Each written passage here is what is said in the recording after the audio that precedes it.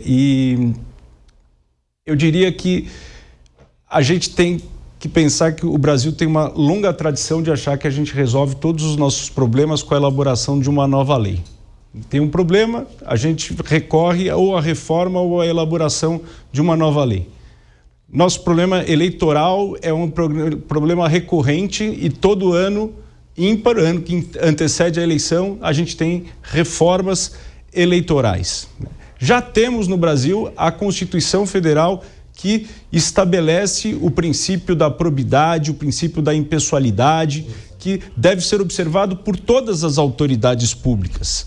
Além disso, temos a LOMAN, temos o Código de Ética do Judiciário já elaborado, a Lei de Improbidade Administrativa, a Lei do Impeachment, ou seja, não faltam normas que nos orientem os princípios éticos e morais pelos quais os ministros do Supremo Tribunal Federal devem exercer a sua função. Então, não me parece que a criação de mais uma norma para ratificar aquilo que todos nós já conhecemos e já esperamos da conduta dos ministros do Supremo Tribunal Federal seja o caminho dessa solução, né? Teremos que, talvez, aprimorar as nossas instituições de controle, a institucionalidade de fazer cumprir aquilo que o nosso direito é bastante generoso em fornecer, que é o princípio da moralidade, o princípio da probidade e da impessoalidade.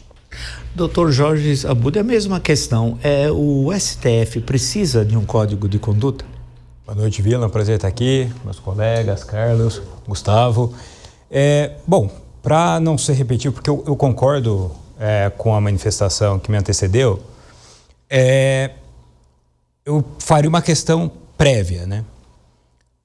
Antes de até perguntar se o Supremo precisa de um código de conduta ou se deveria ser aperfeiçoada a lei orgânica da magistratura, enfim, eu responderia com o seguinte questionamento: estamos no momento mais adequado para debater esse tema? Com o Supremo, não faz 90 dias, terminou o primeiro julgamento da história sobre um golpe de Estado no Brasil. Generais, 4 estrelas, ex-presidente e políticos de alta hierarquia.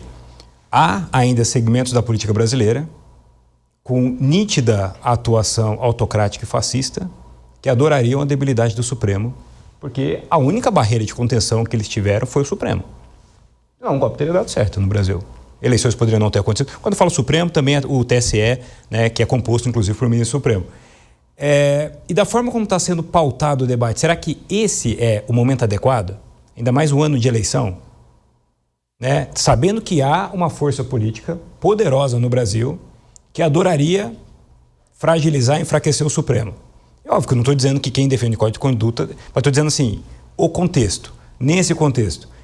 E quando a gente acompanha a mídia, Vila, e aqui eu sempre falo, o teu programa é meio um bálsamo, assim, em termos de conhecimento, em termos da forma como a gente pode apresentar os argumentos.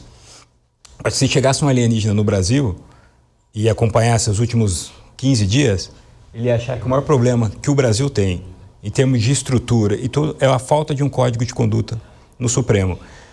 Um país em que os parlamentares estão distribuindo 50 bi em emenda sem prestação de contas.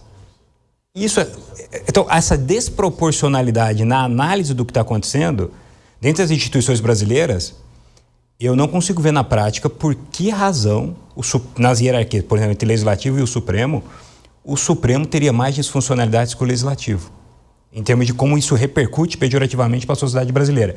Mas, por alguma razão, depois de uma tentativa de golpe, depois dos escândalos de emendas parlamentares que nós temos, depois de tudo que foi gestado, o debate da esfera pública é para se reformar o sistema do Supremo. Não se fala de uma reforma política para valer, não se fala de uma reforma administrativa real, de uma dívida crescente no Brasil. O debate nacional não é nem reforma do Judiciário, fala-se que deveríamos reformar o Supremo. Então, eu sei que muita gente de boa intenção está nesse debate, mas eu acho que acaba fazendo eco para um movimento que é muito ruim para o Brasil, esse aspecto. Por isso que eu quis dar esse passo atrás. Eu concordo muito com a manifestação que me antecedeu nesse aspecto. Perfeito. Doutor,